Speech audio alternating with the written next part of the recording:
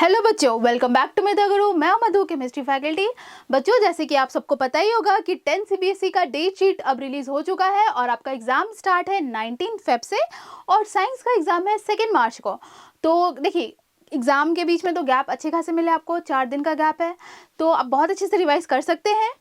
तो स्टूडेंट्स, अभी तक आपने सारे टॉपिक्स कवर कर लिए होंगे, सारा सिलेबस भी कंप्लीट हो चुका होगा।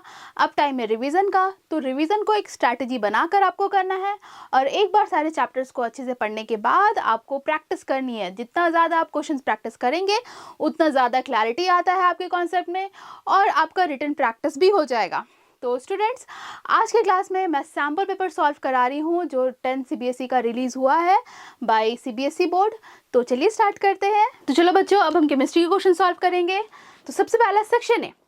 सेक्शन ए में आपके रहेंगे 20 एमसीक्यू क्वेश्चंस और हर एक एमसीक्यू क्वेश्चंस के आपको मिलेंगे 1 मार्क्स और यहाँ पर कोई भी नेगेटिव मार्क आपको नहीं मिलने वाला है। तो सबसे पहला क्वेश्चन देखिए, केमिस्ट्री का ही है। क्वेश्चन पढ़िए। Identify the product which represent the solid state in the above reaction. यहाँ पर जो रिएक्शन हो रहा है, इस रिएक्शन के बेसिस पे आपको बताना है कि रिएक्शन होने के बाद जो प्रोडक्ट मिला है वो कौन सा प्रोडक्ट है जो कि सॉलिड स्टेट में एग्जिस्ट करेगा। तो उसके लिए आपको रिएक्टेंट देख लीजिए क्या क्या है। रिएक्टेंट है बेरियम क्लोराइड BaCl2 और ये पानी में सॉल्युबल होता है तो इसका एक्वा सॉल्यूशन लिया गया है। और इस टेस्ट ट्यूब में लिया गया है सोडियम सल्फेट और ये भी सोडियम का कोई भी सॉल्ट रहे, ये तो पानी में सॉल्युबल ही होता है। तो इन दोनों का एक्वा सॉल्यूशन लिया गया, दोनों को मिक्स किया गया। तो मिक्स होने के बाद यहाँ पर कौन सा रिएक्शन होगा? डबल डिकम्पोजिशन रिएक्शन होगा। दोनों कंपाउंड डिकम्पोज कर जाएंगे और बेसिकली यहाँ पर होता है आयंस का एक्सचेंज। ठीक है, बेरियम मेटल है तो पॉजिटिव, क्लोरीन नॉन मेटल है तो नेगेटिव, उसी तरह से यहाँ पॉजिटिव नेगेटिव। अब क्या होता है, इसका पॉजिटिव इसके नेगेटिव के साथ बॉन्ड फॉर्म करेगा और बनेगा barium sulphate BaSO4 plus sodium chlorine के साथ बॉन्ड फॉर्म करेगा और बनाएगा सोडियम क्लोराइड। ठीक है, NaCl। अब देखिए यहाँ पर तो हमें 2 प्रोडक्ट मिल गया। अब दोनों प्रोडक्ट्स में कौन सा ऐसा है जो कि सॉलिड स्टेट में एग्जिस्ट करता है? तो देखिए, NaCl तो पानी में सॉल्युबल होता है लेकिन बेरियम सल्फेट पानी में सॉल्युबल नहीं होता है, तो यही हमें मिलेगा सॉलिड स्टेट में। तो ऑप्शन देख लीजिए क्या क्या ऑप्शन है। बेरियम क्लोराइड, बेरियम सल्फेट, तो बेरियम सल्फेट तो मिल गया ऑप्शन में, तो आपको टिक कर देना, option B is the correct answer. और एक और इम्पॉर्टेंट नोट आप यहाँ पे लिख लीजिए, अगर आपको ये नहीं पता है तो खैर मैंने वीडियो में ऑलरेडी पढ़ाया है आपको कि कौन कौन सा सल्फेट का सॉल्ट पानी में सॉल्युबल नहीं होता है।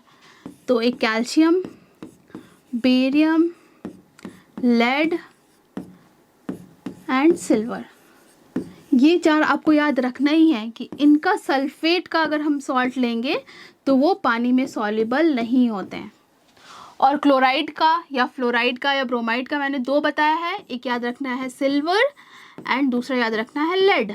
ठीक है, इनका अगर रिएक्शन कोई भी कंपाउंड अगर क्लोराइड के साथ है या ब्रोमाइड के साथ है तो वो पानी में सॉल्युबल नहीं होते हैं। ठीक है, तो ये नोट करके आप लिख लीजिएगा। अब आगे बढ़ते हैं। Next question. The colour of solution observed after 30 minute of placing zinc metal to copper sulphate solution. ठीक है, एक कॉपर सल्फेट का सॉल्यूशन लिया गया है CuSO4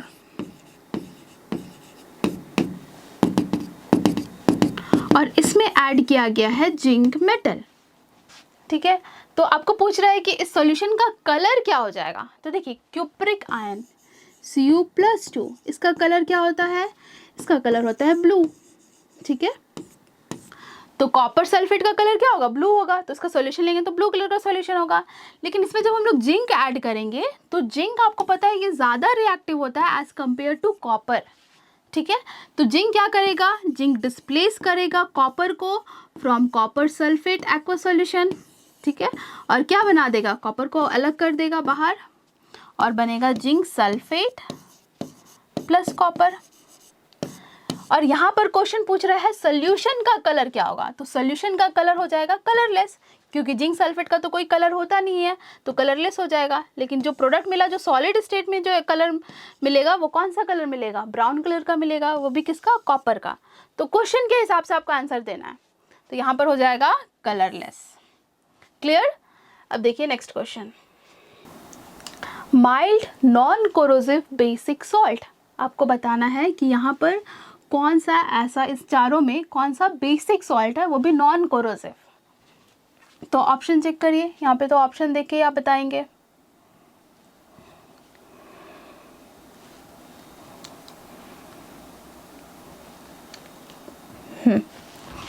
पहला है कैल्शियम हाइड्रोक्साइड। तो मेटल हाइड्रोक्साइड का नेचर क्या होता है? बेसिक। तो ये बेस है, ये तो सॉल्ट है नहीं, तो ये तो यहीं से कट हो जाएगा। अब देखिए NaCl, ये तो सॉल्ट है, ठीक है। NaOH, ये भी सॉल्ट नहीं है। अब हमारे पास ऑप्शन बचा B एंड D। तो इसमें से पूछ रहा है कौन सा बेसिक सॉल्ट है। बेसिक सॉल्ट कैसे बनता है? जब रिएक्शन हो वीक एसिड कंबाइन करे स्ट्रॉन्ग बेस के साथ, तब हमें क्या मिलता है? तब हमें बेसिक सॉल्ट मिलता है, ठीक है। और एसिडिक सॉल्ट कब मिलता है? जब स्ट्रॉन्ग एसिड रिएक्ट करे वीक बेस के साथ, तो मिलेगा हमें एसिडिक सॉल्ट। तो यहाँ पर तो आपको देख ही रहे NaCl। NaCl कैसा सॉल्ट है? नॉर्मल सॉल्ट है। और ये कैसे बना है? ये बनता है strong acid as well as strong base के साथ।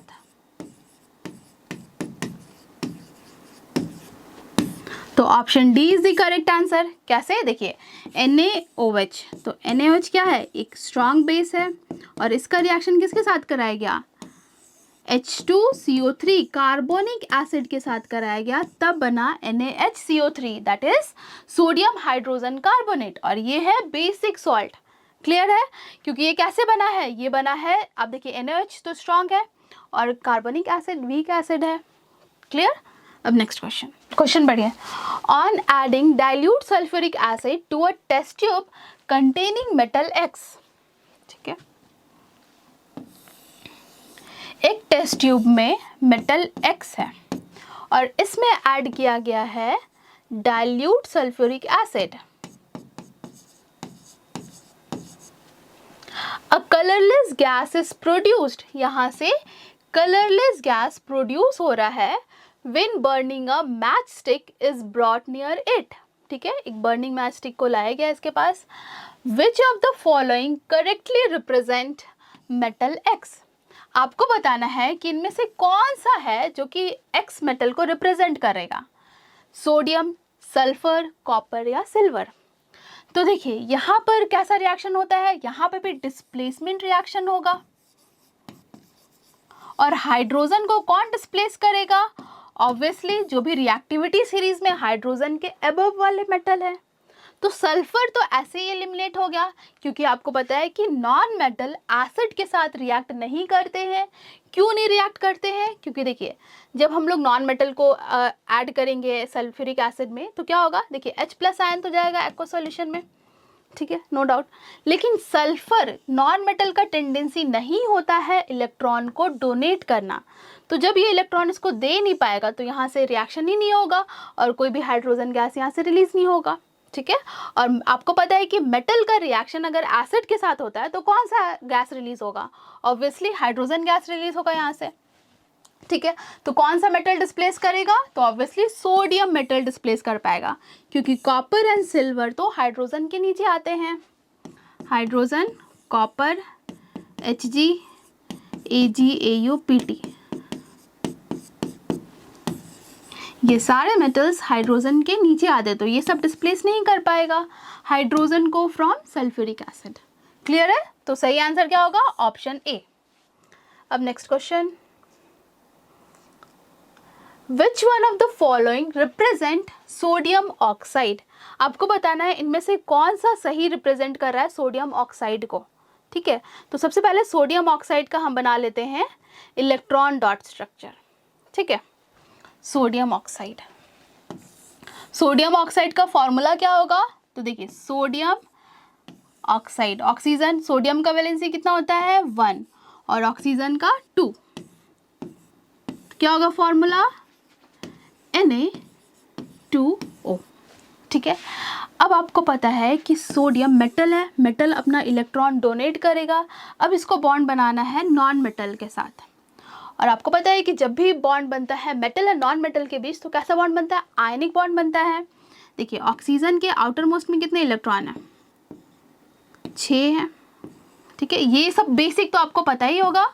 टोटल एटॉमिक नंबर होता है 8, फर्स्ट सेल में 2 इलेक्ट्रॉन, सेकेंड सेल में 6 इलेक्ट्रॉन।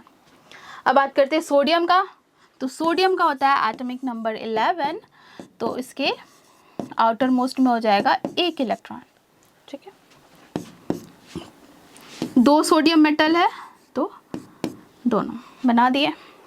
अब क्या करना है, सोडियम स्टेबल होने के लिए अपना 1 इलेक्ट्रॉन डोनेट करेगा ऑक्सीजन को, और यहाँ पे 2 सोडियम है तो दोनों 1-1 इलेक्ट्रॉन डोनेट कर देगा ऑक्सीजन को। यहाँ पे सोडियम, दोनों सोडियम का तो ऑक्टेट कंप्लीट हो गया और ऑक्सीजन का भी हो गया, क्योंकि इसके पास 6 था, इसको मिल गया 2 इलेक्ट्रॉन। क्लियर। तो इसको अब कैसे लिखते हैं इलेक्ट्रॉन डॉट को, तो देखिए 2 Na है, तो सबसे पहले हम पॉजिटिव वाले को लिखते हैं, मेटल को लिखेंगे। तो Na कितना Na है, 2, तो 2 Na प्लस, और अनायन नेगेटिव वाले पार्ट को हमें ब्रैकेट के अंदर लिखना होता है, ठीक है। और जब हम इसे ब्रैकेट के अंदर लिखते हैं तो इसके सारे इलेक्ट्रॉन्स को भी रिप्रेजेंट करते हैं। ऑक्सीजन 6 इलेक्ट्रॉन इसका खुद का था, और 2 इलेक्ट्रॉन इसको मिल गया सोडियम से, और ऑक्सीजन क्योंकि 2 इलेक्ट्रॉन एक्सेप्ट किया है तो इस पर कैसा चार्ज आएगा, 2 नेगेटिव। तो यही हो गया आंसर। अब चेक कर लीजिए सारे ऑप्शन में से कौन सा ये ऑप्शन है। देखिए 2 Na प्लस 2 Na प्लस, ये दोनों में यहाँ -1 है, यहाँ -2 है, तो सही आंसर क्या हो जाएगा, ऑप्शन बी। क्लियर है। अब नेक्स्ट क्वेश्चन है, an element with atomic number dash will form basic oxide.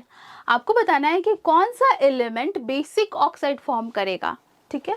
तो आपको पता है बेसिक ऑक्साइड इन जनरल कौन फॉर्म करता है, मेटल के ऑक्साइड, क्योंकि मेटल ऑक्साइड्स बेसिक नेचर के होते हैं। तो आपको बताना होगा कि मेटल कौन से, इलेक्ट्रॉनिक कन्फिग्रेशन दिया हुआ है तो उसकी बेसिस पे आप बता सकते हैं कि कौन सा मेटल होगा, कौन सा नॉन मेटल होगा। देखिए मेटल के आउटर मोस्ट में कितने इलेक्ट्रॉन्स होते हैं, अगर मेटल है तो वैलेंस इलेक्ट्रॉन या तो 1 हो सकते, 2 हो सकते, या फिर 3 हो सकते हैं, ठीक है। और नॉन मेटल में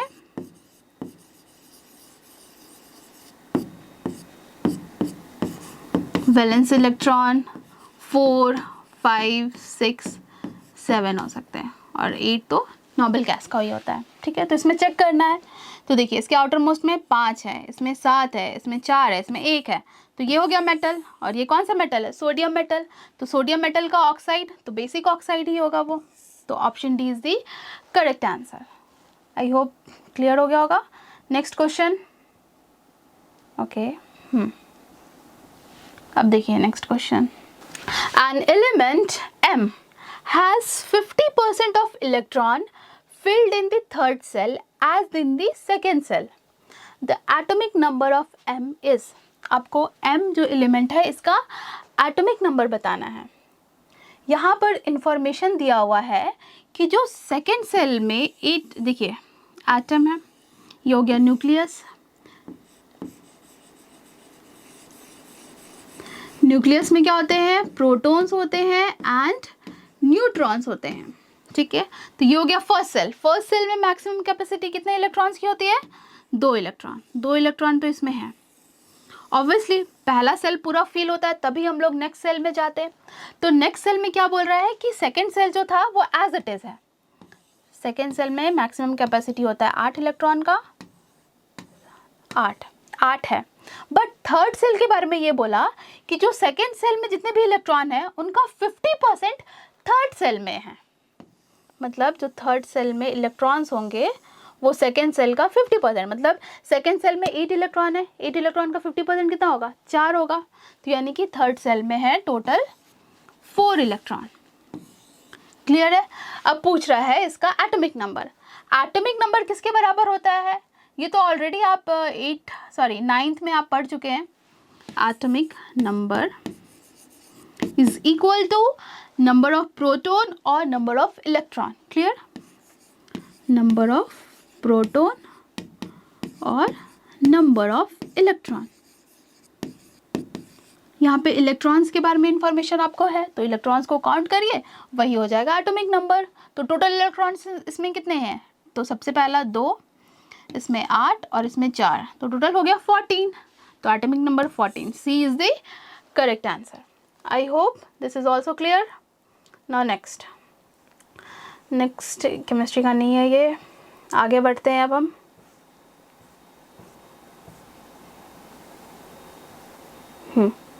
असर्शन एंड रीज़न, ठीक है, ये क्वेश्चंस तो आएंगे ही, और असर्शन एंड रीज़न से आपको मेटल्स एंड नॉन मेटल्स से क्वेश्चन आएंगे, ठीक है, और एक ही रहेगा केमिस्ट्री का इसमें। तो क्वेश्चन क्या कह रहा है, असर्शन है the rusting of iron is endothermic in nature. Assertion गलत है, क्यों गलत है, क्योंकि rusting of iron exothermic reaction है, क्योंकि यहाँ पर कैसा रिएक्शन हो रहा है, यहाँ पर कॉम्बिनेशन रिएक्शन होता है। आयरन रिएक्ट करता है ऑक्सीजन के साथ, वाटर के साथ और एसिड के साथ रिएक्ट करके क्या बनाता है, फेरिक ऑक्साइड Fe2O3.H2O। इसके वजह से ही आयरन में रस्टिंग लग जाता है, इस कंपाउंड के फॉर्मेशन के वजह से ही। तो यहाँ पर क्या हो रहा है, ये तीनों कंपाउंड्स कंबाइन कर रहे हैं और कंबाइन होने के बाद एक प्रोडक्ट बन रहा है। और आपको पता है कि जब भी एक स्टेबल कंपाउंड बनता है तो उसमें से एनर्जी रिलीज होती है, और जब भी जिस रिएक्शन में एनर्जी रिलीज होगी उस रिएक्शन को हम एक्सोथर्मिक रिएक्शन कहते हैं। The reaction in which heat is released. तो असर्शन तो गलत है। रीजन चेक करते हैं, as the reaction is slow the release of heat is barely evident. Reason तो सही है, क्यों सही है, क्योंकि ये रिएक्शन हो जाता है, बहुत ही स्लो रिएक्शन है ये, है ना, बहुत स्लो आपको रस्टिंग लगता है। ऐसा नहीं है कि 1 दिन 2 दिन में रिएक्शन हो जाएगा, ये इसमें बहुत ज़्यादा टाइम लगता है। और यही वजह है कि जो हीट रिलीज होता है उसको हम लोग चेक नहीं कर पाते, मतलब वो हमें ऑब्जर्व नहीं कर पाएंगे, ठीक है। तो रीज़न सही है लेकिन असर्शन गलत है। तो कौन सा ऑप्शन हो जाएगा, assertion is false and R is true, that is option D. Clear? अब next section B. section B में सबसे पहला क्वेश्चन है, dilute HCl is added to zinc granule, ठीक है, HCl को ऐड किया गया है जिंक में। How will you prove that chemical change has taken place here? Support your response with 2 arguments. 2 reason के बेसिस पे आपको बताना है कि ये जो चेंज होगा वो एक केमिकल चेंज है, ठीक है। मतलब आप ये ऑलरेडी पढ़ चुके हैं केमिकल चेंज के कैरेक्टरिस्टिक्स में।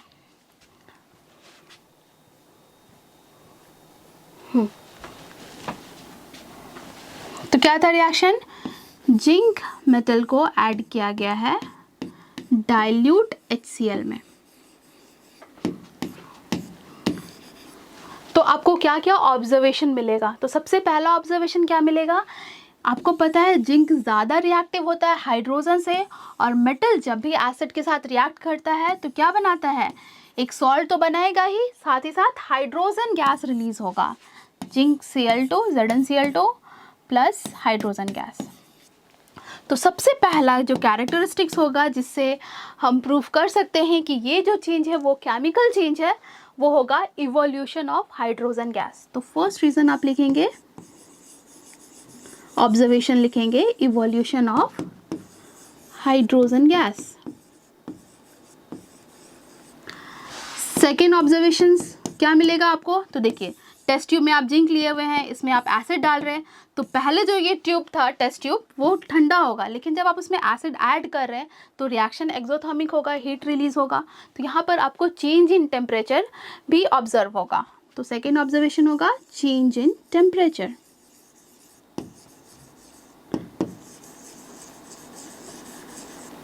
क्लियर? तो ये 2 ऑब्जर्वेशंस के बेसिस पे आप बता सकते हैं कि ये जो चेंज है वो केमिकल चेंज है। I hope this is clear.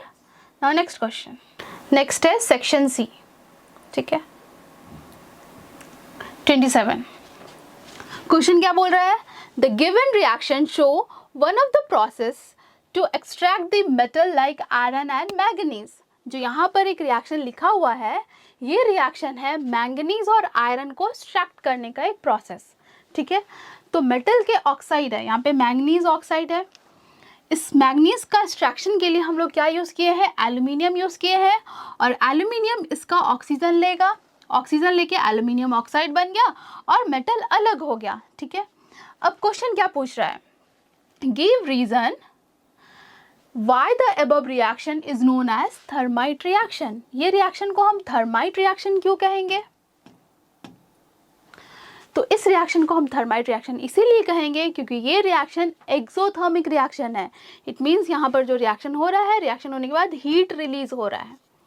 तो आप रीजन लिख लेंगे, as this reaction is exothermic reaction, so above reaction is also known as thermite reaction.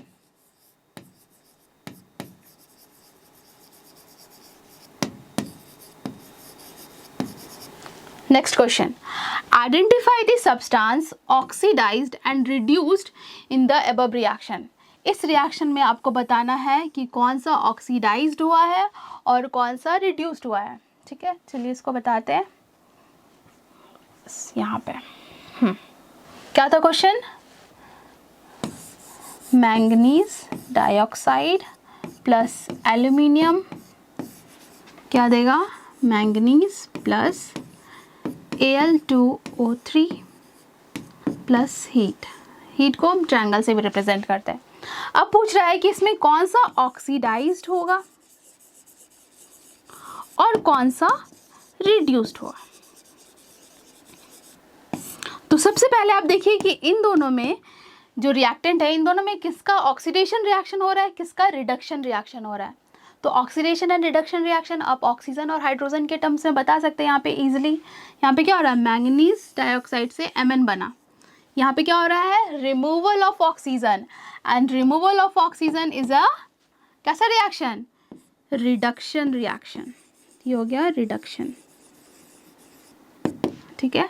अब एल्यूमिनियम में क्या हुआ, Al2O3, एडिशन हुआ ऑक्सीजन का, and addition of oxygen is a oxidation reaction. अब इसी क्वेश्चन में अगर आपसे पूछ देता कि यहाँ पर कौन सा ऑक्सीडाइजिंग एजेंट है या कौन सा रिड्यूसिंग एजेंट है, तो आप कैसे बताएंगे। तो देखिए, अगर ऑक्सीडाइजिंग एजेंट या रिड्यूसिंग एजेंट आपसे पूछे तो आप रिएक्टेंट को देख के बताएंगे, हमेशा रिएक्टेंट को देख के ऑक्सीडाइजिंग एजेंट या रिड्यूसिंग एजेंट बताना है। या फिर अगर आपसे पूछेगा कि कौन सा सब्सटेंस ऑक्सीडाइज्ड हो गया, कौन सा सब्सटेंस रिड्यूस्ड हो गया, तो वो आप रिएक्टेंट को ही देख के बताएंगे, क्योंकि रिएक्शन होने के बाद कोई सब्सटेंस ऑक्सीडाइज या रिड्यूस्ड होगा ना, ठीक है। तो यहाँ पे देखिए, MnO2 से बना Mn, मतलब MnO2 का क्या हुआ, रिडक्शन हुआ, ये रिड्यूस्ड हो गया और बना Mn। और वहीं पे अगर हम बात करें एल्यूमिनियम की, तो एल्यूमिनियम ऑक्सीडाइज हो गया क्योंकि इसका क्या हुआ, ऑक्सीडेशन रिएक्शन। तो आपसे पूछ रहा है ऑक्सीडाइज, तो आंसर लिखेंगे एल्यूमिनियम, और रिड्यूस तो आप लिखेंगे MnO2, मैंगनीज डाइऑक्साइड, ठीक है। अगर आपसे पूछता है कौन सा ऑक्सीडाइजिंग एजेंट है या कौन सा रिड्यूसिंग एजेंट है, तो मैंने आपको बताया जिसका रिडक्शन होता है वो होता है ऑक्सीडाइजिंग एजेंट, मतलब ये ऑक्सीडेशन कराएगा किसी और का और खुद रिड्यूस्ड हो रहा है। और यहाँ पे आप क्लियरली देख सकते हैं कि अपना ऑक्सीजन दे रहा है एल्यूमिनियम को, यानी कि ऑक्सीडेशन किसका करा रहा है, एल्यूमिनियम का करा रहा है। तो मैंगनीज डाइऑक्साइड होगा ऑक्सीडाइजिंग एजेंट और एल्यूमिनियम क्या होगा, रिड्यूसिंग एजेंट। क्लियर, क्योंकि ये रिडक्शन करा रहा है किसी और का, ठीक है, क्लियर है। अब आगे देखते हैं नेक्स्ट क्वेश्चन, बी वाला पार्ट हो गया, सॉरी, ए हो गया, बी हो गया, सी क्वेश्चन क्या बोल रहा है, give reason why aluminium is preferably used in the thermite reaction. Thermite reaction में एल्यूमिनियम प्रेफर क्यों किया जाता है। तो देखिए, एल्यूमिनियम ज़्यादा रिएक्टिव होता है आयरन एंड मैंगनीज से, इसीलिए, क्योंकि कम रिएक्टिव वाला मेटल अगर लेंगे तो यहाँ पे रिएक्शन ही नहीं होगा, ऑक्सीजन को डिस्प्लेस नहीं कर पाएगा। तो इसीलिए एल्यूमिनियम हम लोग लेते हैं, क्योंकि एल्यूमिनियम होता है ज़्यादा रिएक्टिव मेटल, ठीक है। अब next question, that is 28 question पढ़िए। यहाँ पे और दिया हुआ है बट हम दोनों क्वेश्चन सॉल्व करेंगे। An element M with electronic configuration 283 combine separately with chloride and sulfate anion. Write the chemical formula of the compound formed. आपको केमिकल फॉर्मूला लिखना है उस कंपाउंड का जब मेटल कंबाइन कर रहा है क्लोरीन के साथ, और दूसरा जब मेटल कंबाइन कर रहा है सल्फेट के साथ, और मेटल का आपको दे दिया है इलेक्ट्रॉनिक कन्फिग्रेशन। ठीक है, देखिए फॉर्मूला लिखने तो आप ऑलरेडी 9th में पढ़ चुके हैं, तो ये तो बड़ा डील कुछ है नहीं, आप खुद से ही लिख लेंगे। चलिए, मेटल जब कंबाइन करें क्लोरीन के साथ तो मेटल का इलेक्ट्रॉनिक कन्फिग्रेशन क्या दिया हुआ है 283, तो इसका वैलेंसी कितना हो जाएगा 3 हो जाएगा, क्योंकि 3 इलेक्ट्रॉन ये मेटल लूज करेगा तो स्टेबल कन्फिग्रेशन इसका हो जाएगा, तो इसका वैलेंसी हो गया 3। क्लोरीन का वैलेंसी हो जाएगा 1, क्योंकि इसके आउटर मोस्ट में होते हैं 7 इलेक्ट्रॉन, 287, तो 1 इलेक्ट्रॉन एक्सेप्ट करेगा तो स्टेबल हो जाएगा, इसलिए इसका वैलेंसी हो गया 1। दोनों का वैलेंसी नीचे लिखे, criss cross MCl3। Next metal sulphate SO4 2-, इसका वैलेंसी 2 होता है, मेटल का वैलेंसी 3, क्रिस क्रॉस। क्या होगा formula M2 bracket SO4 whole 3। Clear है? अब इसका नेक्स्ट पार्ट पढ़िए। Write the chemical formula. ठीक है, ये हो गया। Predict with the suitable reason the nature of bond form by element M in general. In general M कैसा बॉन्ड फॉर्म करेगा? तो आप सबने पढ़ा है कि बॉन्ड बेसिकली 2 टाइप का होता है, एक आयनिक बॉन्ड और कोवैलेंट बॉन्ड। क्लियर है?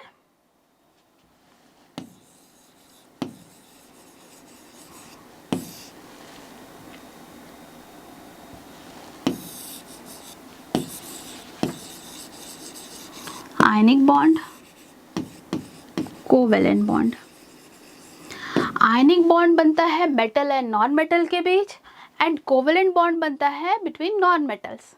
आयनिक बॉन्ड जब मेटल अपना इलेक्ट्रॉन डोनेट करता है एंड नॉन मेटल एक्सेप्ट करता है, तो यहाँ पर आप देखिए जो बॉन्ड फॉर्म हुआ है इसमें मेटल इलेक्ट्रॉन डोनेट किया है क्लोरीन को, सल्फेट आयन को मेटल इलेक्ट्रॉन डोनेट किया है, तो इन जनरल मेटल जो है कैसा बॉन्ड फॉर्म करेगा? आयनिक बॉन्ड फॉर्म करेगा, that is bond form by transfer of electron. तो सेकेंड पार्ट भी क्लियर हो गया। अब लिख लेंगे in general M will form ionic bond. इसका नेक्स्ट पार्ट क्या बोल रहा है? How will the electrical conductivity of compound vary with respect to M। Electrical conductivity कैसे वैरी करेगा with respect to M? Electrical conductivity मतलब क्या होता है? डार्क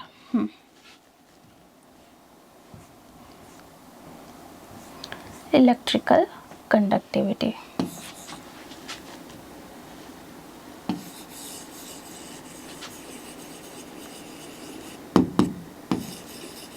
मतलब इलेक्ट्रिसिटी के प्रेजेंट में केमिकल रिएक्शन।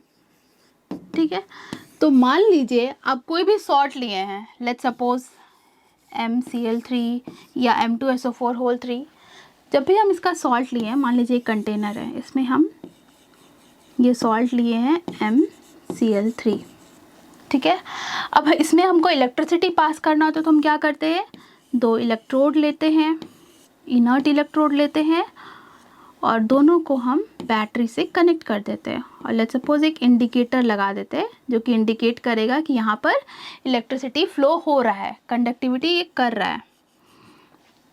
तो क्या इस केस में जब हम इसका सॉलिड फॉर्म लेंगे MCl3, तो क्या यहाँ पर इलेक्ट्रिसिटी जनरेट होगा? क्या आयंस टूटेगा और रिएक्शन होगा इलेक्ट्रोड पर? तो यहाँ पर रिएक्शन नहीं होगा। लेकिन जब मान लीजिए हम इसका एक्वा सॉल्यूशन ले लें, मतलब MCl3 को पानी में डिज़ोल्व कर दिए, या फिर इसका मॉल्टेन फॉर्म हीट अगर इसको कर देंगे तो आयंस दूर हो जाएगा। आपको पता है इलेक्ट्रिसिटी 2 केस में जनरेट होता है। पहला, जब इलेक्ट्रॉन का फ्लो हो, जो कि वायर में होता है, कॉपर वायर में या एल्यूमिनियम वायर में। दूसरा, जब आयंस का मूवमेंट हो। तो सॉलिड स्टेट में आयंस का मूवमेंट होगा क्या? नहीं होगा। इसीलिए सॉलिड फॉर्म में metal will not show electrical conductivity, लेकिन metal M will show electrical conductivity in aqueous solution as well as in molten form. Clear? तो ये आप लिख लेंगे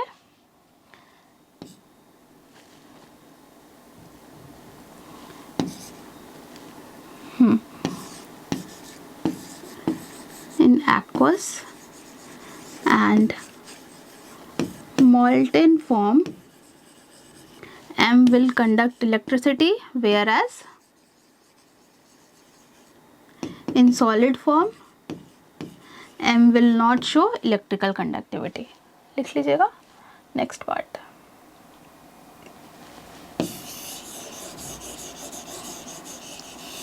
जो 28 क्वेश्चन था ये और में दिया हुआ है, यानी कि एक और पार्ट है इसका. और में दे दिया है, मतलब दोनों में से कोई एक ही सॉल्व करिएगा आप एग्जाम में, ठीक है. बट यहाँ पर मैं आपको दोनों एक्सप्लेन कर देती हूँ. सेकेंड पार्ट पढ़िए. रेडिश ब्राउन मेटल एक्स, यहाँ पर मेटल एक्स बोल रहा है रेडिश ब्राउन कलर का, व्हेन हीटेड इन एयर, ठीक है. एक्स मेटल को एयर में हीट किया गया है. एयर बोले तो ऑक्सीजन के प्रेजेंस में इसको हीट किया गया है. Gives a black compound Y, ठीक है. इसके बाद बोल रहा है when heated in presence of hydrogen gas. ये जो वाई कंपाउंड है इसको जब हाइड्रोजन के प्रेजेंस में हीट किया गया तो क्या हो रहा है. Hydrogen gas gives x back, जो एक्स था वो हमको वापस मिल जाता है. X is refined by the process of electrolysis. This refined form of x is used in electrical wiring. Electrical wiring में भी एक्स को यूज किया जाता है.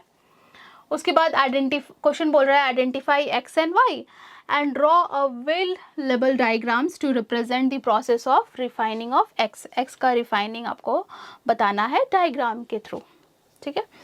तो यहाँ पर मेटल x एंड y कौन सा होगा. तो देखिए यहाँ पर बहुत सारा इंफॉर्मेशन दे दिया है. क्या क्या दिया है कि जो x मेटल है वो एक तो रेडिश ब्राउन कलर का है, और रेडिश ब्राउन मैंने आपको ऑलरेडी बताया कि कॉपर का होता है ब्राउन कलर. और एक और चीज़ ये भी दे दिया है कि जो एक्स है इसका यूज़ करते हैं इलेक्ट्रिकल वायरिंग में. तो आपको पता है कॉपर का यूज़ किया जाता है वायरिंग में. तो यहाँ पर कौन सा मेटल है, ऑब्वियसली कॉपर ही है. तो एक्स क्या हो जाएगा हमारा, एक्स इज कॉपर, ठीक है. तो कॉपर का रिएक्शन जब ऑक्सीजन के प्रेजेंट में होगा तो क्या बनेगा, क्यूप्रिक ऑक्साइड. और इसका कलर क्या होता है, इसका ब्लैक कलर होता है. ये भी मैंने आपको ऑलरेडी बताया है चैप्टर 1 में, ठीक है. अब इसका रिएक्शन हुआ हाइड्रोजन के साथ. ये रिएक्शन भी आपको लिखना होगा एग्जाम में.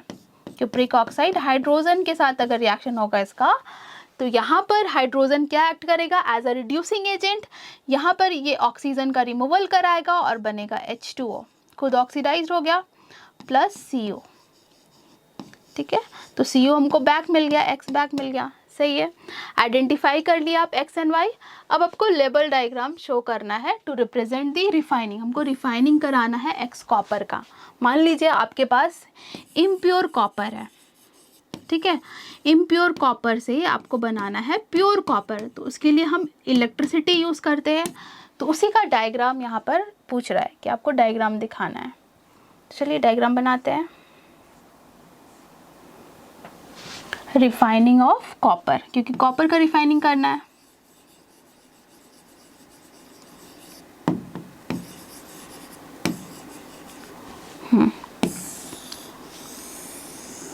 कंटेनर ले लिए, इसमें हम ऐड करते हैं 2 इलेक्ट्रोड.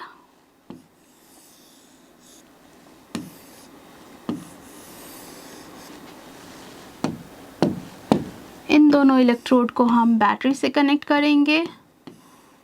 बैटरी का पॉजिटिव टर्मिनल से जो कनेक्टेड होता है इसे हम कहते हैं एनोड, और जो बैटरी के नेगेटिव टर्मिनल से कनेक्टेड होता है इसे हम कहते हैं कैथोड. और आपको याद रखना है NCR and pav. Negative cathode है और कैथोड पर होता है हमेशा रिडक्शन. रिडक्शन क्या होता है, gain of electron.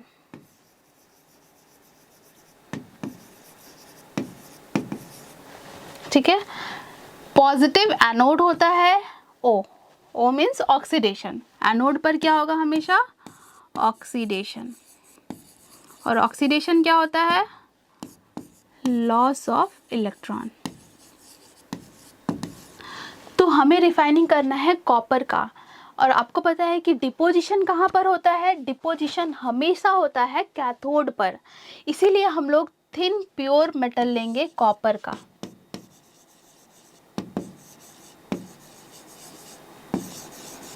Thin pure copper metal का हम कैथोड बनाएंगे, मतलब इसको कनेक्ट कर देंगे हम निगेटिव टर्मिनल वाले बैटरी से, ठीक है। अब हम एनोड किसका लेते हैं, तो एनोड हम लेते हैं इम्प्योर मेटल, जो कि हम एक्सट्रैक्शन प्रोसेस किए हैं, वहाँ से जो हमको इम्प्योर कॉपर मिला है, हम चाहते हैं कि वो पूरा का पूरा प्योर बने, लाइक 99.9% प्योर हो, तो उसके लिए हम इलेक्ट्रिसिटी का यूज़ करते हैं। तो यहाँ पर जो भी हमारे पास इम्प्योर कॉपर था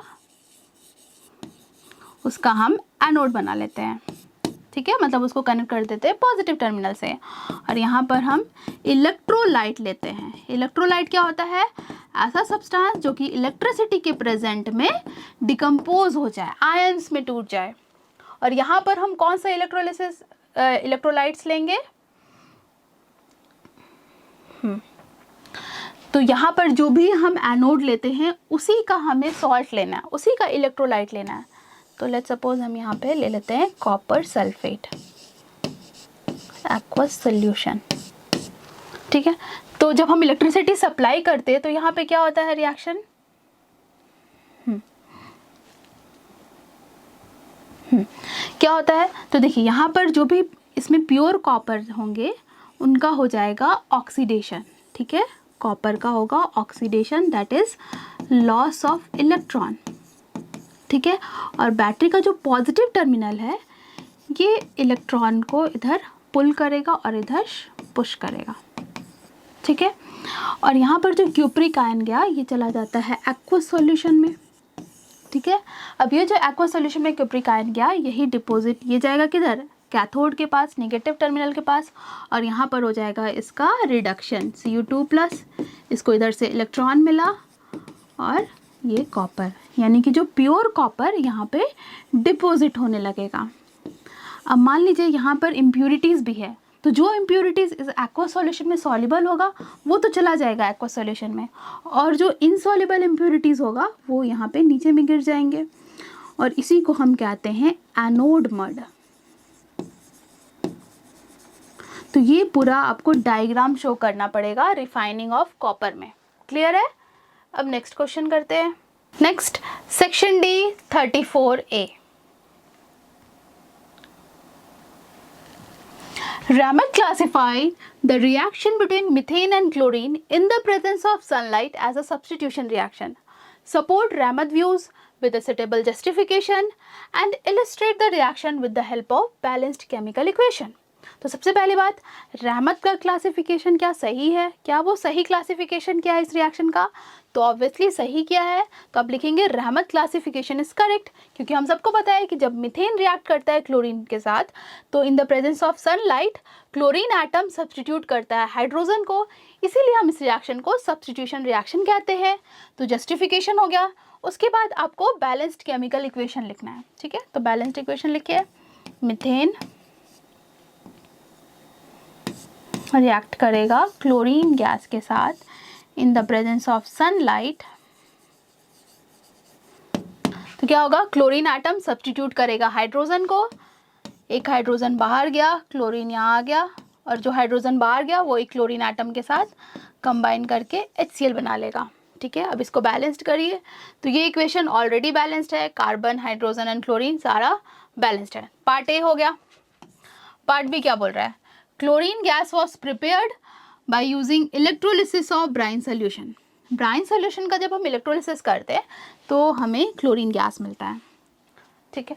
right the chemical equation two represent the change, identify the other product formed in the process and give one application of each. तो आप सबको याद होगा एसिड बेस में आपने पढ़ा है कि जब हम ब्राइन सोल्यूशन का इलेक्ट्रोलिसिस करते हैं, मतलब इसमें जब हम इलेक्ट्रिसिटी सप्लाई करते हैं तो हमें 3 यूजफुल प्रोडक्ट मिलता है, क्या क्या, chlorine gas, hydrogen gas and NaOH। तो अदर 2 प्रोडक्ट्स क्या क्या हो जाएंगे, हाइड्रोजन एंड सोडियम हाइड्रोक्साइड हो गया। अब इनका एक एक एप्लीकेशन बताना है। तो हाइड्रोजन का एप्लीकेशन क्या है, it is used as a fuel. Hydrogen का हम यूज़ करते हैं वेजिटेबल ऑयल से घी बनाने के लिए, ठीक है। इसके अलावा और क्या क्या यूज़ है हाइड्रोजन का, तो हाइड्रोजन से हम लोग यूज़ करते हैं यूज़फुल कंपाउंड बनाने में, जैसे अमोनिया जो कि एज अ फर्टिलाइज़र हम लोग यूज़ करते हैं। नेक्स्ट NaOH का भी बहुत सारा यूज़ है, ठीक है। ये एल्कली है, ये एक बेस है, तो एसिड को न्यूट्रलाइज करने में NaOH का यूज़ किया जाता है। और भी बहुत सारा एप्लीकेशंस है, जैसे कि सोप एंड डिटर्जेंट को मैन्युफैक्चर करने में इसका यूज़ किया जाता है, पेपर बनाने में इसका यूज़ किया जाता है, ठीक है। तो ये सब एप्लीकेशंस आपको हर जो भी सॉल्ट है ना सबका यूजेस आपको याद करना है, ठीक है। फिर क्लोरीन का मान यहाँ पे तो नहीं पूछ रहा है क्लोरीन का, बट आपको पता होना चाहिए क्लोरीन का एज अ डिसइंफेक्टेंट हम लोग इसका यूज़ करते हैं। मतलब लिविंग सरफेस पानी में बैक्टीरिया जर्म्स को किल करने में हम लोग क्लोरीन का यूज़ करते हैं। क्लोरीन का यूज़ बहुत सारा है, जैसे प्लास्टिक्स बनाने में भी, PVC बनाने में, ब्लीचिंग पाउडर बनाने में क्लोरीन का यूज़ किया जाता है, ठीक है। अब उसके बाद हमें सिर्फ और सिर्फ केमिकल इक्वेशन अब बचा हुआ है, तो इसको लिखना है। केमिकल इक्वेशन सारा लिखना है जैसे जिससे chlorine gas, hydrogen gas and NaOH बने।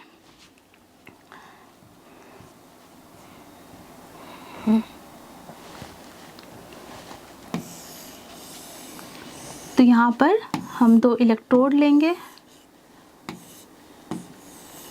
इसको कनेक्ट करेंगे बैटरी से।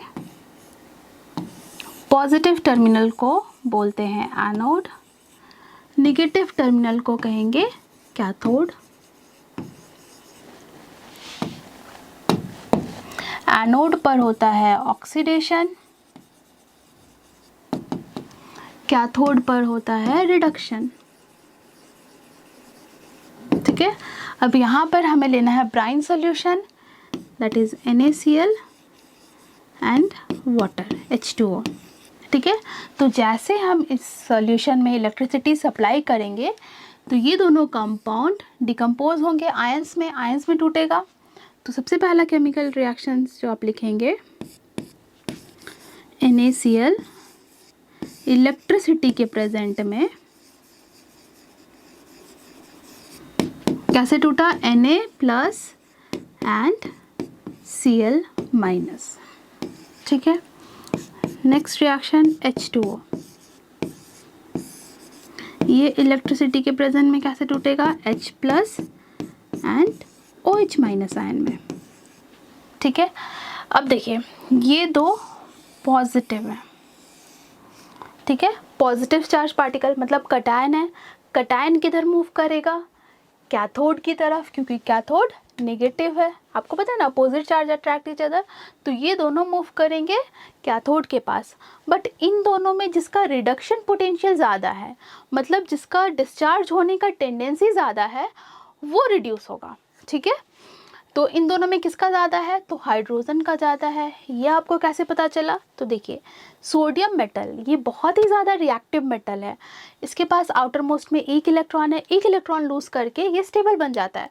तो ये इस फॉर्म में ज़्यादा स्टेबल है, इस फॉर्म में रहना चाहेगा, ये जल्दी डिस्चार्ज होना नहीं चाहता है, क्योंकि ये अपना स्टेबल कन्फिग्रेशन इसको मिल गया है नियॉन का।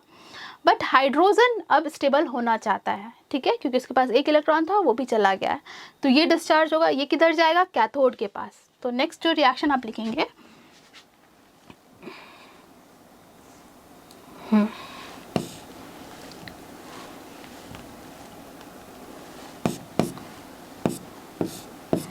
H प्लस, ये गया कैथोड के पास, कैथोड के पास इसको इलेक्ट्रॉन मिलेगा, बनेगा हाइड्रोजन। आप सबको पता है हाइड्रोजन गैस है, H2 के फॉर्म में स्टेबल होता है, तो यानी कि इसको चाहिए 2H प्लस, तो 2H प्लस को 2 इलेक्ट्रॉन चाहिए, तो 1 मॉलिक्यूल हाइड्रोजन गैस का रिलीज होगा, ठीक है। ये हो गया पहला प्रोडक्ट। अब उसके बाद क्लोरीन, Cl माइनस आयन किधर जाएंगे, एनोड के पास, क्योंकि एनोड पॉजिटिवली चार्ज है। अब क्लोराइड आयन क्या करेगा, इलेक्ट्रॉन लूज करेगा, है ना, इसका होगा ऑक्सीडेशन, तो लूज करके क्या बनेगा, न्यूट्रल एटम प्लस इलेक्ट्रॉन। और क्लोरीन भी नॉन मेटल है, Cl2 के फॉर्म में एग्जिस्ट करता है, यानी कि 2 क्लोराइड आयन गया होगा तो 1 मॉलिक्यूल क्लोरीन का बना होगा, और 2 क्लोराइड आयन 2 इलेक्ट्रॉन लूज करेगा। हो गया। अब देखिए यहाँ पर आइए,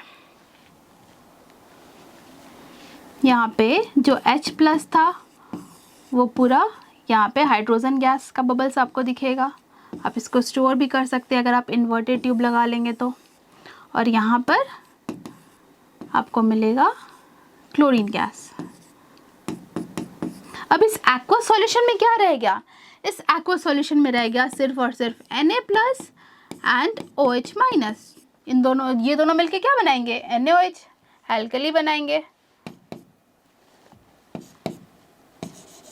Na+ OH- मिलके NaOH, ये एक्वा सॉल्यूशन में ही रह जाएगा।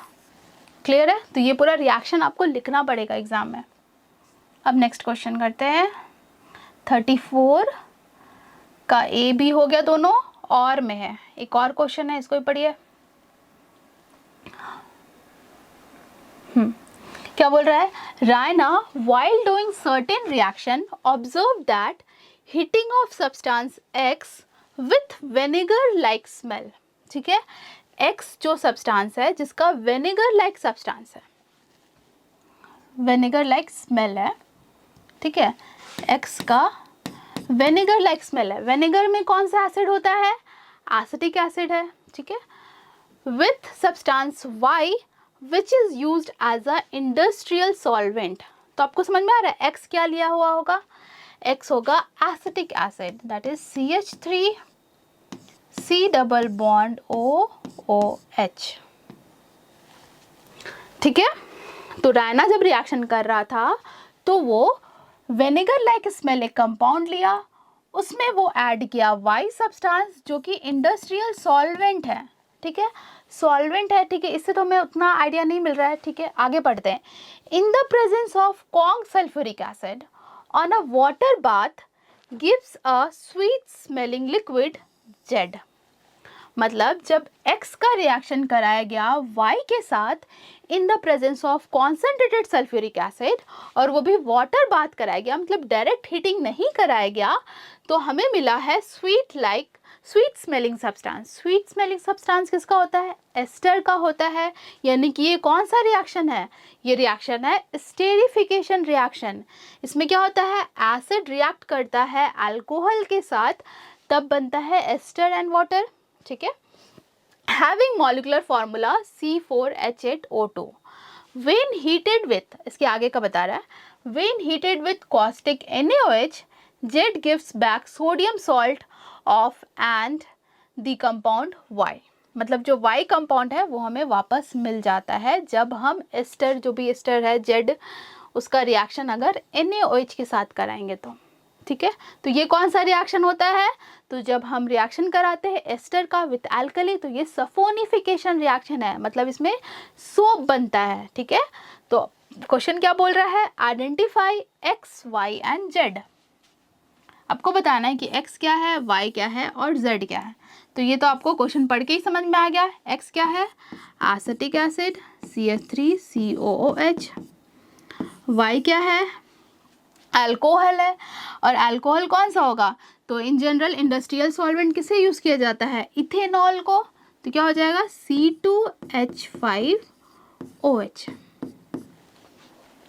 ठीक है, अब यहाँ पे ना मिथेनॉल के साथ भी रिएक्शन हो सकता है। मिथेनॉल के साथ भी रिएक्ट करेगा तो एस्टर ही बनेगा।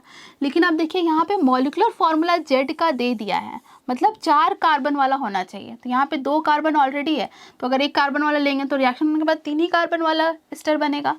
तो आपको चाहिए 4 कार्बन वाला, यानी कि आपको यूज़ करना है इथेनॉल। और इथेनॉल को ही इंडस्ट्रियल सॉल्वेंट में यूज़ किया जाता है एज अ इंडस्ट्रियल सॉल्वेंट। ठीक है, बहुत सारे यूजफुल कंपाउंड भी इससे बनता है। इन दोनों का रिएक्शन से बन रहा है एस्टर। तो एस्टर, तो ये हो गया C4H8O2।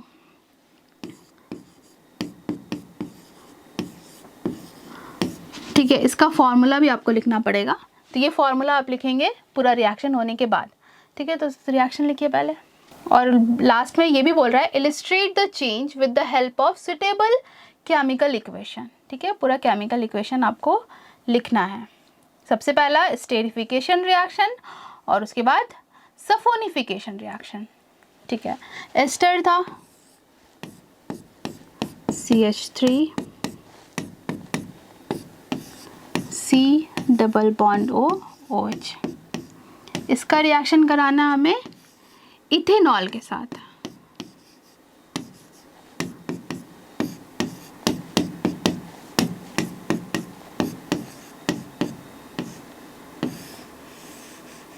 In the presence of concentrated sulfuric acid.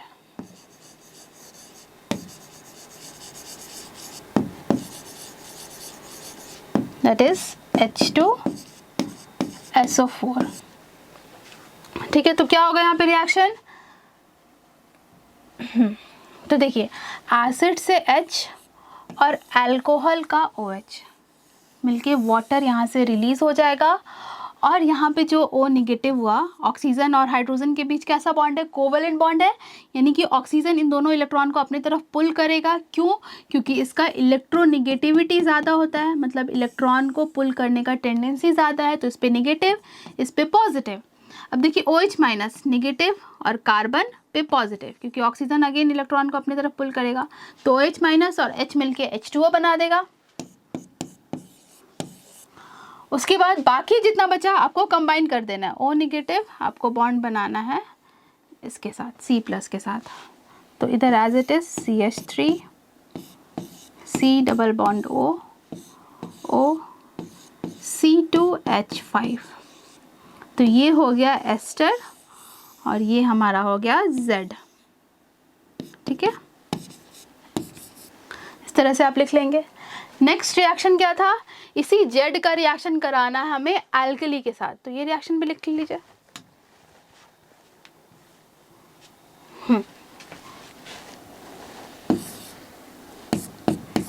CH3 C double bond O C2H5। और एक और चीज़ आप चेक भी कर लीजिए, जो फॉर्मूला है वो मैच कर रहा है ना जो क्वेश्चन में दिया हुआ है। क्वेश्चन में क्या था? C4H8O2, 4 कार्बन है, हाइड्रोजन 3 और 5 8, ऑक्सीजन 2 है। ठीक है, मतलब सही आया है। अब इसका रिएक्शन कराना है एल्कली के साथ, NaOH के साथ। क्या बनेगा प्रोडक्ट? तो देखिए, मेटल है, मेटल का टेंडेंसी क्या होता है? इलेक्ट्रॉन को डोनेट करने का। ये इलेक्ट्रॉन डोनेट करेगा, इस पे प्लस, इस पे माइनस। अब देखिए, यहाँ पर ऑक्सीजन है, ऑक्सीजन का इलेक्ट्रोनिगेटिविटी ज़्यादा होता है, मतलब इलेक्ट्रॉन को अपनी तरफ पुल करेगा, और ये पॉजिटिव। ठीक है, बस पॉजिटिव निगेटिव को बस मिला देना और कुछ नहीं करना आपको। तो यहाँ पे CH3 COONA हो गया, मतलब sodium salt of acetic acid. इसका कॉमन नेम क्या हो जाएगा? Sodium acetate.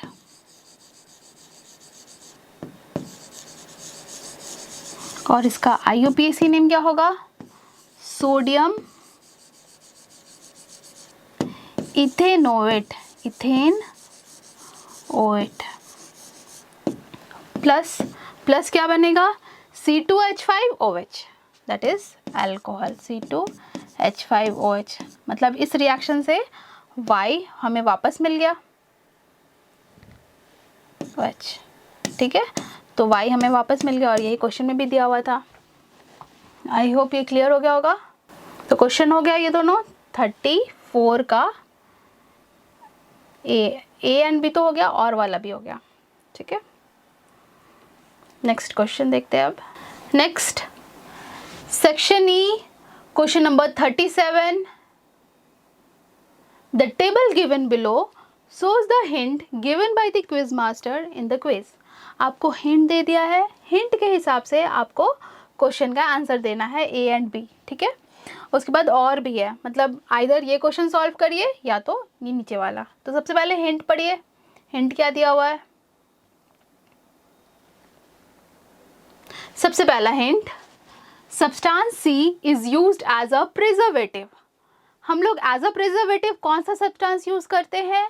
विनेगर को यूज करते हैं। ठीक है, मान लीजिए, चलिए अभी आपको ये समझ में नहीं आ रहा है कि हम लोग कौन सा सब्सटेंस को एज अ प्रिजर्वेटिव यूज करते हैं। नेक्स्ट कोई क्वेश्चन पढ़िए, और भी तो हिंट दिया हुआ है। C has 2 carbon atom, 2 carbon atom है। C is obtained by reaction of A, ठीक है, जो C है ये obtained होता है by reaction of A in the presence of alkaline potassium permanganate, alkaline KMnO4, ठीक है, फॉलोड बाय एसिडिफिकेशन। तो यहाँ से आपको क्या समझ में आया, ये रिएक्शन क्या था, ये रिएक्शन था ऑक्सीडेशन रिएक्शन। किसका ऑक्सीडेशन, तो अल्कोहल का जब हम ऑक्सीडेशन कराते हैं तभी तो हमें एसिड मिलता है, ठीक है। उसके बाद third, misuse of A in industry. A के बारे में अब बताया है कि ये अल्कोहल है, क्या है। Misuse of A in industry is prevented by adding methanol, benzene and pyridine to A. तो आप सबको पता है कि जब इंडस्ट्री में जहाँ पे इथेनॉल बनता है तो वहाँ पे इथेनॉल को डीनेचर्ड कर दिया जाता है, ख़राब कर दिया जाता है ताकि इसका मिसयूज़ ना हो। और इसके मिसयूज़ के लिए हम लोग मिथेनॉल डालते हैं, ब्लू डाई डालते हैं, बेंजीन डाल देते हैं, ठीक है। तो ये तो आपको पता चल गया यहाँ से कि ए को क्या होगा, ए होगा इथेनॉल, ठीक है। ए हमको पता चल गया कि ए क्या है, इथेनॉल है। अब इसका हमें ऑक्सीडेशन कराना है तो इथेनॉल का ऑक्सीडेशन से क्या बनेगा, इथेनोइक एसिड ही बनेगा। इथेनोइक एसिड क्या होता है, उसे इथेनोइक एसिड को ही तो हम विनेगर में डालते हैं, मतलब उसका कॉमन नेम क्या हो गया, एसिटिक एसिड। उसके बाद फोर्थ क्या दिया हुआ है, F is formed on heating a in the presence of concentrated sulphuric acid. अगर हम इथेनॉल को C2H5OH इसको अगर हम हीट करते हैं इन the presence of concentrated sulphuric acid तो हमें F मिलता है। तो F क्या होगा यहाँ पे, तो आप सबको पता है कि अगर हम इथेनॉल का डिहाइड्रेशन कराते हैं, डिहाइड्रेशन के लिए हमें कॉन्सेंट्रेटेड सल्फ्यूरिक एसिड का ज़रूरत पड़ता है। और कंसनट्रेटेड सल्फ्यूरिक एसिड अगर इसमें हम डालेंगे तो इसमें केमिकली बॉन्डेड वाटर बाहर चले जाता है और हमें मिलता है इथीन, ठीक है। तो 4 भी समझ में आ गया। Fifth, F reacts with hydrogen gas in the presence of nickel and palladium catalyst, ठीक है। तो ये अल्कीन बना और अल्कीन का तो हाइड्रोजनेशन रिएक्शन होता है, मतलब इन the presence of hydrogen gas. और अगर कैटलिस्ट लेंगे पैलेडियम, प्लैटिनम, तो अनसैचुरेटेड हाइड्रोकार्बन से बनता है सैचुरेटेड हाइड्रोकार्बन। अब चलिए क्वेश्चन क्या बोल रहा है, तो समझ में आ गया कि C क्या है, A क्या है और F क्या है। ये 3 चीज़ था, 3 वेरिएबल, तीनों समझ में आ गया। Based on the above hint answer the following question. क्या क्वेश्चन है, give the IUPAC name of A and F। A and F का आपको IUPAC नेम लिखना है। तो A क्या था, इथेनॉल था, और F क्या है, F हमारा इथीन है, क्योंकि यहाँ पर F कैसे बना है, तो इथेनॉल का जब हम डिहाइड्रेशन करा है तो हमें मिला है इथीन, F मिला है तो F क्या होगा, इथीन ही होगा। तो IUPAC नेम लिखिए पहले।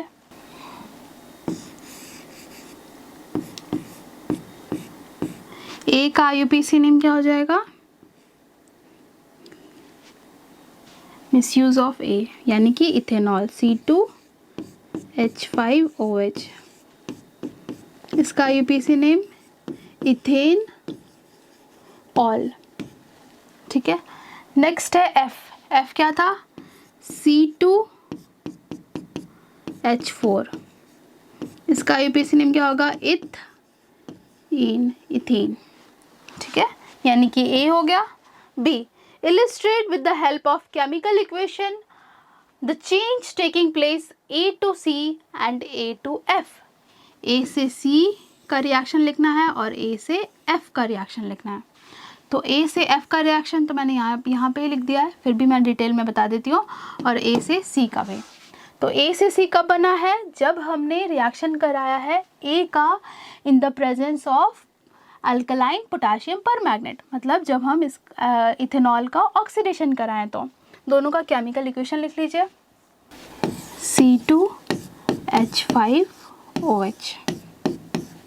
इसका हमें ऑक्सीडेशन कराना है in the presence of oxidising agent. तो ऑक्सीडाइजिंग एजेंट या तो हम अल्कलाइन पोटाशियम परमैंगनेट लेते हैं या तो फिर हम एसिडिफाइड पोटाशियम डाइक्रोमेट लेते हैं। तो यहाँ पे लिए हैं पोटाशियम परमैंगनेट। तो अगर हम इसमें ऐड करते हैं तो यहाँ से हमें मिलता है नेसेंट ऑक्सीजन, यहाँ पे ऑक्सीजन ऐड हो जाएगा। ठीक है, तो इसका मैकेनिज्म थोड़ा सा समझ लीजिए।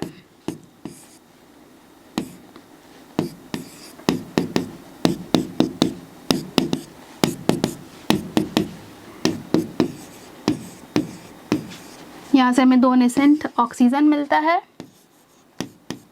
अल्कलाइन KMnO4 हो सकता है या फिर एसिडिफाइड K2Cr2O7। इन दोनों कंडीशन में होगा रिएक्शन। तो क्या होता है, यहाँ इस कार्बन से 2 हाइड्रोजन बाहर चले जाते हैं और ऑक्सीजन आ जाएगा। तो आपको पता है 2 बॉन्ड यहाँ से ब्रेक किया, तो ऑक्सीजन जब आएगा तो वो डबल बॉन्ड फॉर्म करेगा, तो बनाएगा CH3 एज इट इज़ रहेगा। ठीक है, C double bond O OH।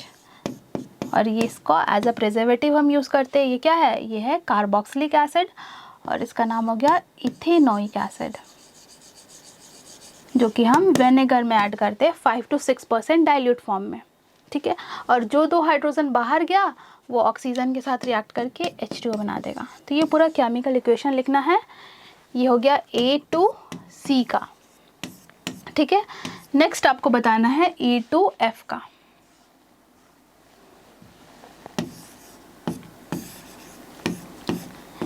ए क्या था, इथेनॉल।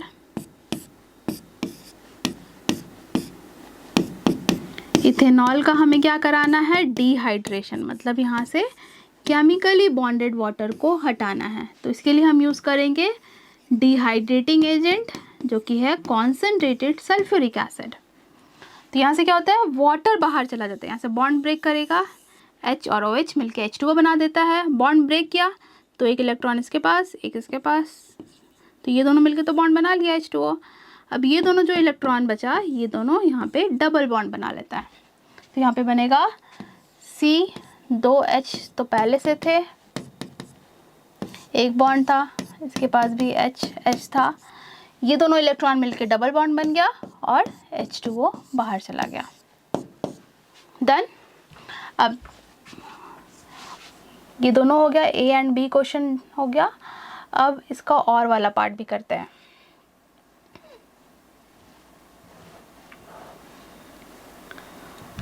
या तो ये दोनों सॉल्व करना है या तो ये। Name the chemical reaction which occur in step 2 and 5। Step 2 and 5 में जो केमिकल रिएक्शन हुआ है उसका नाम बताना है। तो सेकंड में कौन सा रिएक्शन हुआ है, ऑक्सीडेशन रिएक्शन है, तो आप लिखेंगे ऑक्सीडेशन रिएक्शन। और 5 में कैसा रिएक्शन है, डिहाइड्रेशन रिएक्शन, तो दोनों का नाम लिख लीजिए। Identify the compound formed if these step, if A is replaced with its next homologous। आपको कंपाउंड का नाम बताना है जब A को रिप्लेस कर दिया गया है नेक्स्ट होमोलोगस से। तो A का नेक्स्ट होमोलॉगी कौन सा होगा, तो A क्या था पहले, इथेनॉल था, C2H5OH था।